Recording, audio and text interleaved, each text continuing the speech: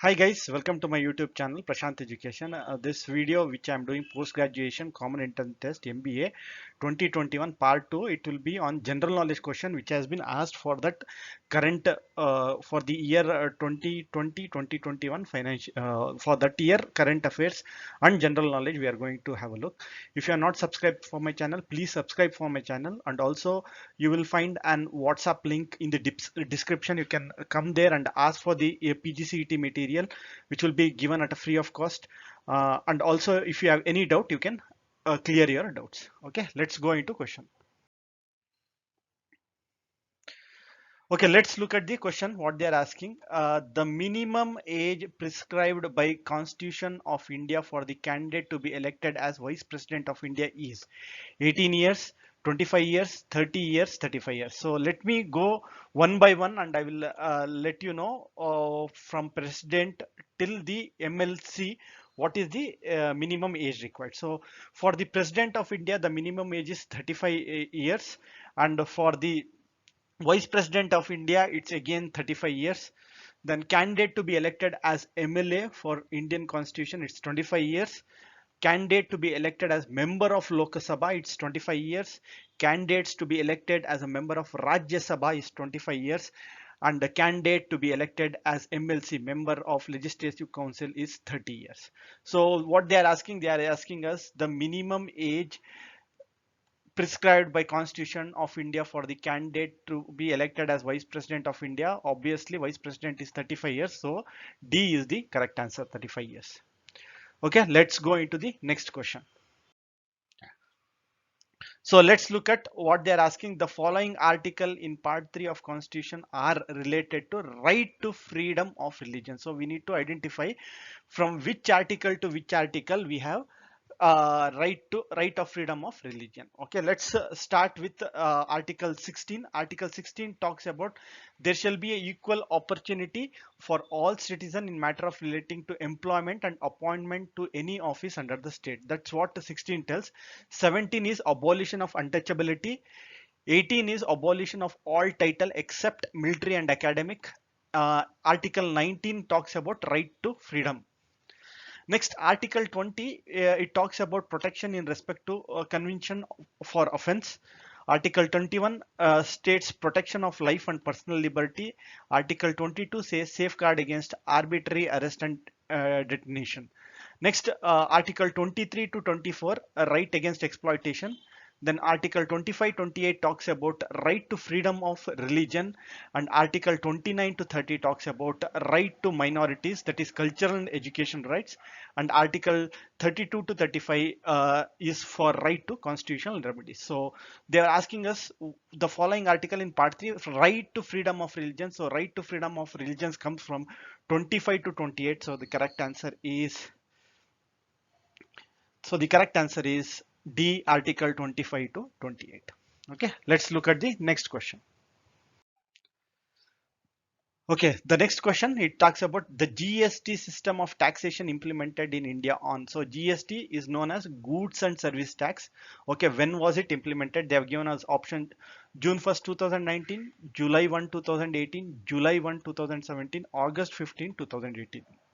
So what this GST is, it's an indirect tax which was replaced by many indirect tax which were existing in India, VAT, service tax, etc. That was removed and made a common tax system as GST, goods and service tax. The goods and service tax was passed in the Parliament on 29th March 2017. So it was passed on 29th March 2017, but it came into effect on 1st July 2017. So correct answer is C, July 1st, 2017.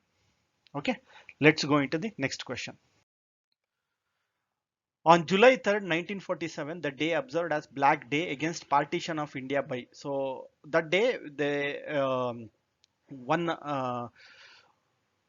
organization called it as a Black Day. Which organization is? We have option A, Indian National Congress, B, Forward Bloc, C, Hindu Mahasabha, D, Communist Party of India. The correct answer is C, Hindu Mahasabha. They observed July 3rd, 1947. The day is observed as Black Day for them.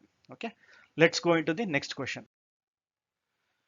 Amrut Mahotsav, which is which was seen in the news recently is the celebration of which event. So which event does Amrut Mahotsav celebrate? So they have given option as 125th birth anniversary of Netaji, 75th year of Indian independence, 50 year of 1971 war, 50th year of Kargil war.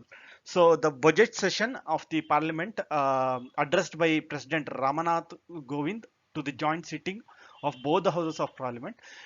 During this session, the president mentioned that Amrut Mahotsav will be observed in the country from the year 2020 to mark the commencement and celebration towards 75th year of Indian independence. So the correct answer is, why do we celebrate Amrut Mahotsav?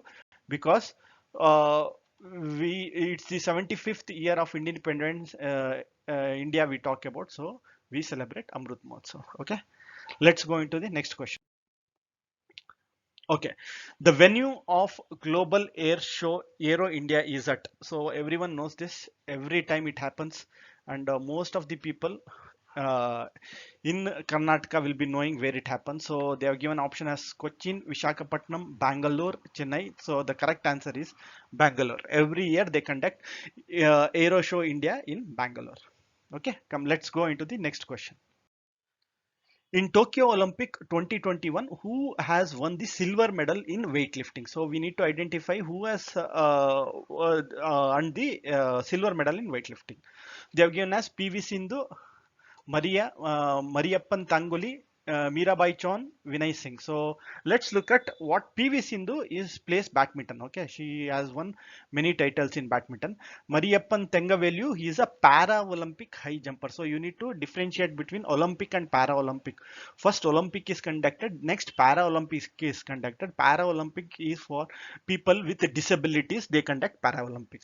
So he is a para-Olympic high jumper. Next is Maria Baichano, is a weightlifter, and Vinay Singh, he is a used to play football. Okay, so the correct answer in Tokyo Olympic 2020, who has won the silver medal in weightlifting? Correct answer is Maribai Chano. That is the option C.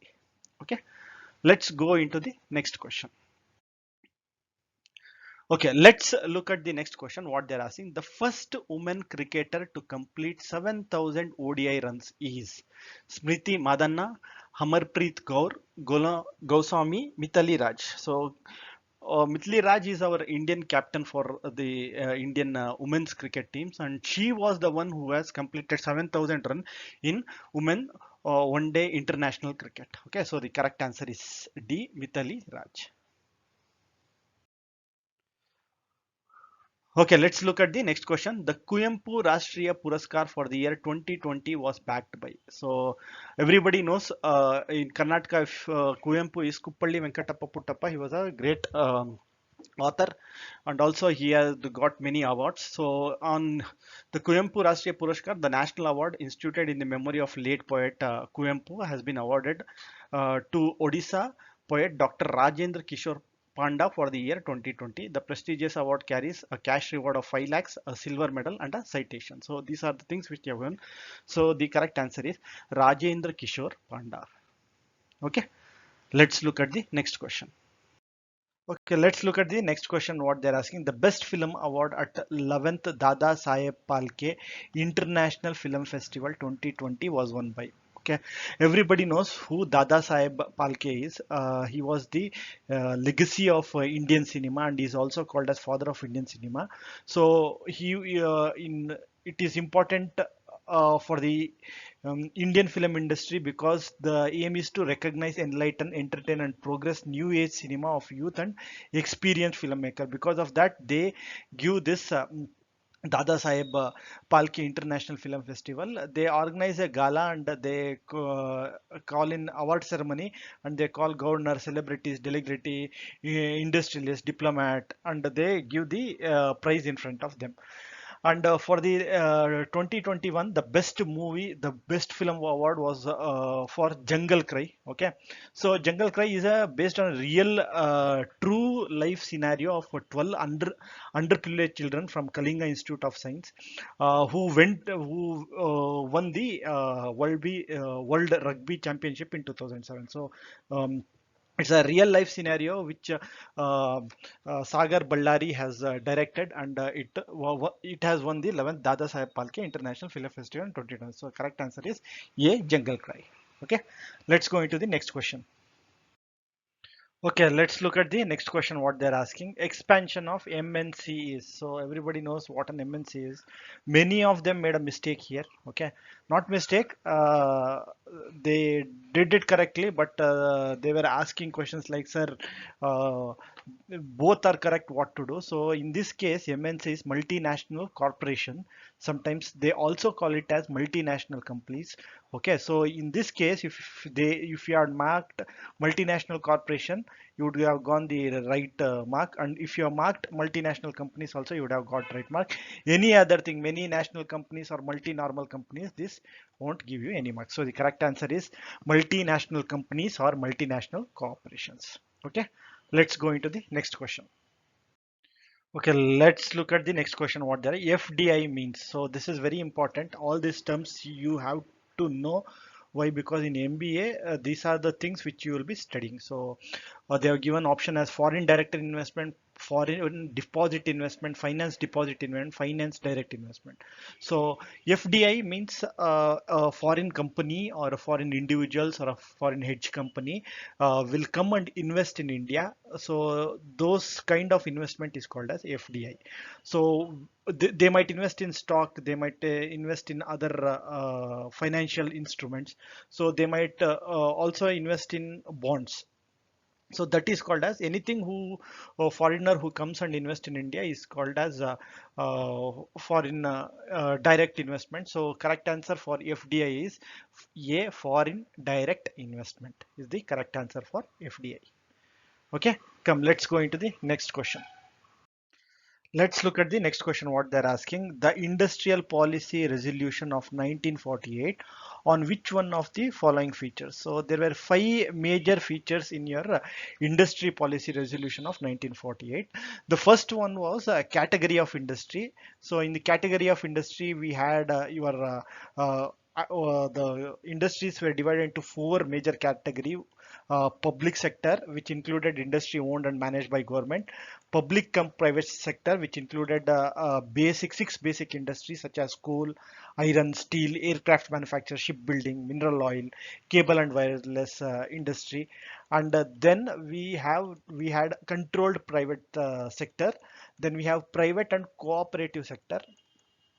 Then next important feature was a cottage and small industry. So there was a rapid development of this industry.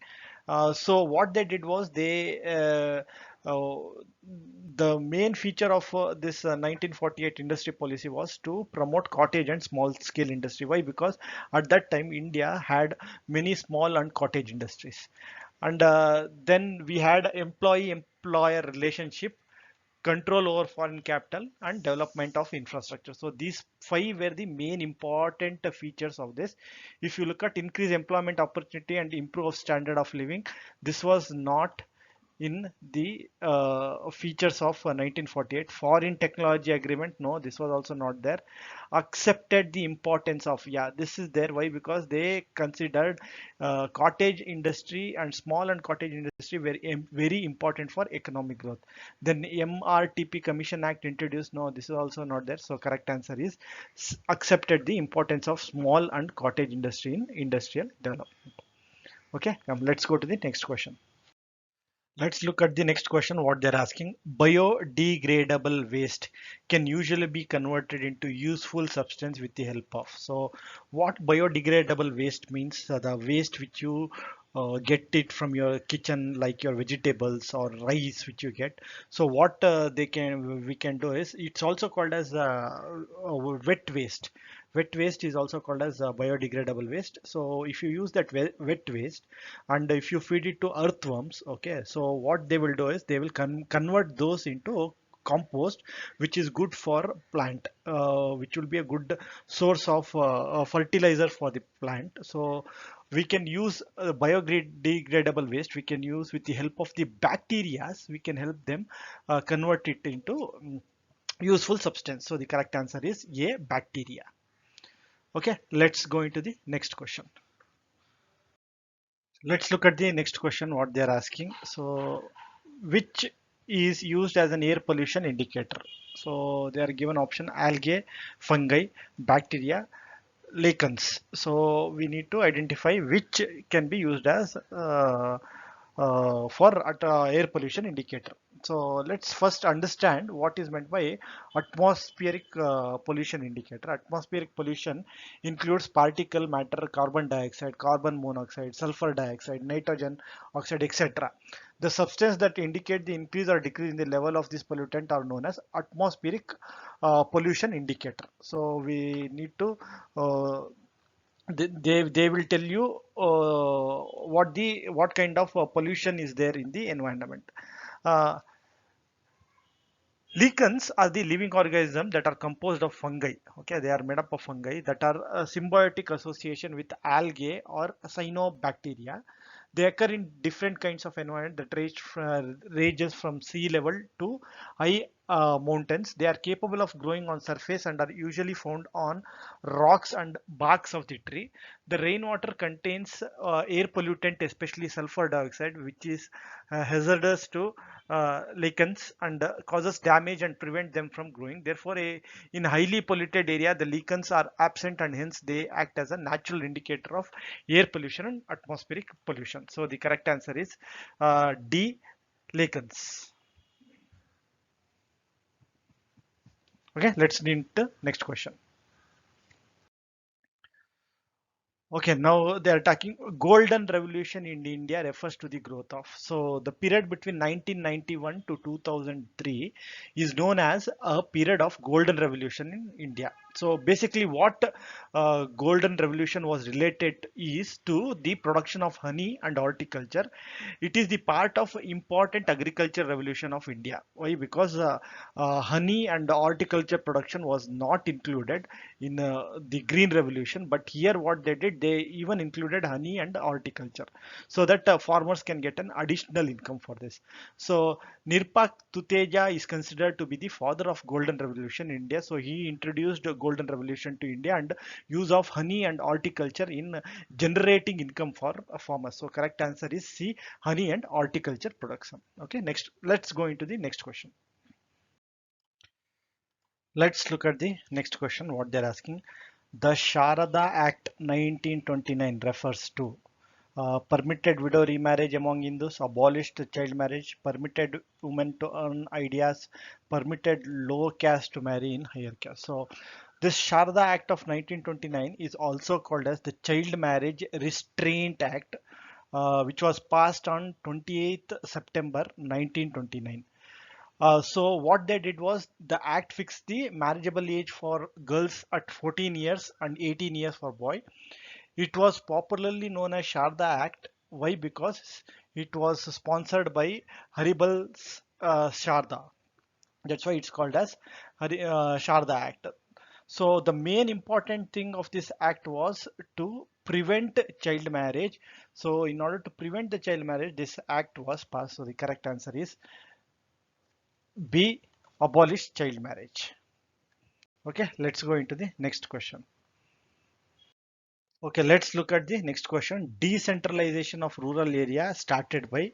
So they have given option Lord Ripon, Lord Wesley, Lord Mayo, Lord Curzon.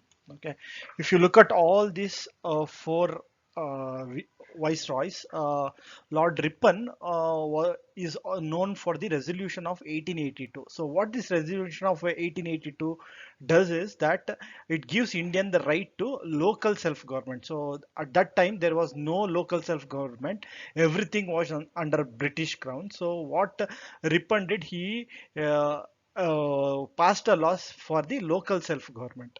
So what they did, they set up local self-government in rural and urban areas, because of which Lord Ripon is also called as father of local self-government in India.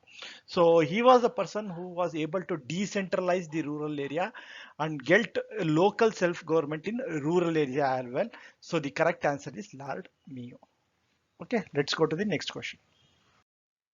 Okay, let's look at the next question. Man is a social animal is the famous analysis of human nature. It was said by. So Auguste Comte, Socrates, Plato, and Aristotle. So man is a social animal. This famous analysis was done by none other than our Aristotle. So Aristotle told us that man is a social animal. Okay, come, let's go to the next question. Okay, let's look at the next question. Match the artist and their art form. So they have given artist and what art forms they are related to. They have given Amruta Shrigal, Swaminathan Pillai, Krishnan Nair, Padma Subramanian. So we have this. If you look at the answer, first this one, it's all different. So if you know the first one who is there, so this one I don't know. Why? Because I don't know what art forms they are related to. But Saminathan Pillai, I know why, because he is a very good. He has a training in flute. He gives very good flute music. That one I know. So if I relate this two to one, so B is one means only one option is left. That is A. So the correct answer is yeah. See, even in this elimination type of a thing you can do if you know any one, it will be more than enough. The problem here would be, see, if you know Padma Subramaniam is Bharatanatyam, then you have a tie between these two. Okay, then it would be very difficult for you to do it. But I know Swaminathan Pillai is related to flute, so by this I can look at the answer and mark A as my correct answer. Okay, let's go to the next question.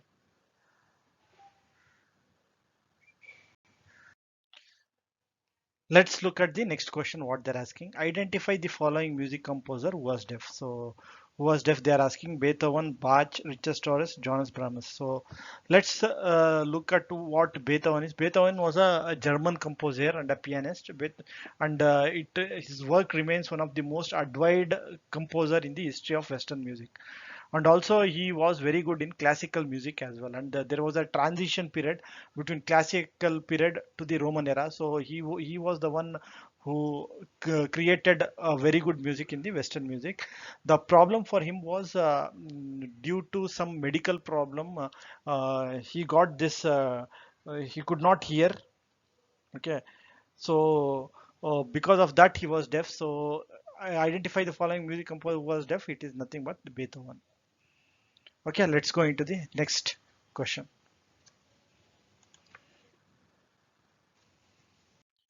Okay, let's look at the next question. Under the flexible exchange rate system, the exchange rate is determined by. So we have a flexible exchange rate system, and how that exchange rate is determined? It's determined by central bank, by World Trade Organization, predominantly by market mechanism, as a weighted index of groups of currency. So if you know currency market, it's left to the it is predominantly by the market itself, demand and supply. So it depends upon the market condition whether there is a demand for that currency or not. Then only the exchange rate is determined. So correct answer is C, predominantly by market mechanism. Okay, let's go into the next question. Which is the term used in the foreign currency exchange market, which denotes the currency in which the highest faith is shown and is needed by every economy? So there is a particular term for it, which they call, for example, your US dollar or UK pound. These currencies, they call it as hard currencies. Why? Because it will be very easy for them to get it exchanged. That's why they are called as hard currencies. So the correct answer for this is A, hard currency. Okay, let's go into the next question.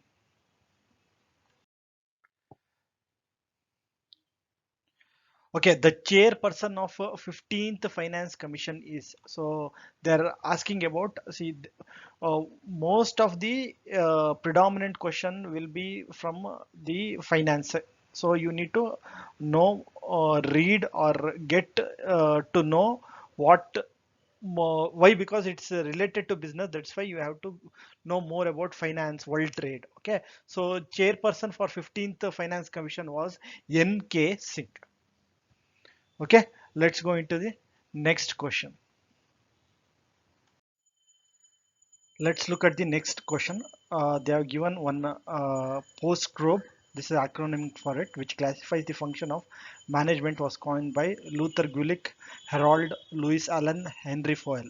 So we need to understand what the post scope refers to. P is for planning, O is for organizing, S is for staffing, D is for directing, C O is for coordinating, R is for reporting, B is for budgeting. So Luther Gulick actually coined this term in the theory of organization, where he defines what an executive will be doing. He will be doing any one of these tasks which has been assigned to him. So these are the tasks which are needed for a company or the organization to work. So this post probe was coined by Luther Gulick. Correct answer is A. Luther Gulick. Okay. Thank you guys for being in my channel. Hope you enjoyed the video, all the questions you enjoyed.